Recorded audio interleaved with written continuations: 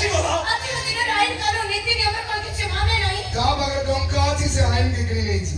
ମୁଁ କାହିଁ ନିଜେ କହୁଛି ରାମନ ଗୋବିନ୍ଦ ଭାଇର ଗୁଣ୍ଡା ମାନେ ଶାନ୍ତାକୁ ଉଠେଇ ନେବେ।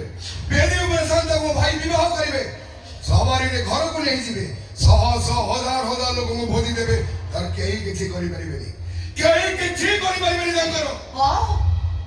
ତାଙ୍କର କିଏ କଣ କରିବ? କେହି କିଛି କରିପାରିବେ। କେହି କିଛି କରିପାରିବେନି ତାଙ୍କର।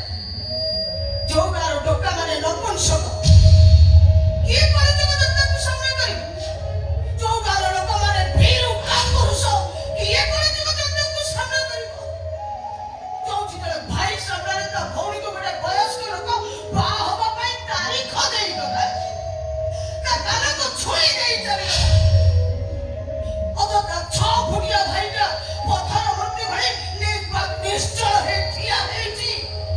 ସେଠି ତ ରାଧା ମାନେ ବଳାତ୍କାର ହେବେ ନା। ଏ ସନ୍ତ ମାନେ କଳିଯୁଗ ଯନ୍ତ୍ରର ରକ୍ଷିତା ହେବେ ନା। କଣ କହିଲ ବାବା କଣ କହିଲ ହଜରେ କହିଲ ଏ ଗାଁଟା ସବୁ ନପୁଂସକ ତୋର ଛପୁଡ଼ିଆ ଭାଇଟା ଭୀରୁ କାପୁରୁଷ ହେଲେ ରାମକୁ ଭୀରୁ ସଜେଇଛି କିଏ?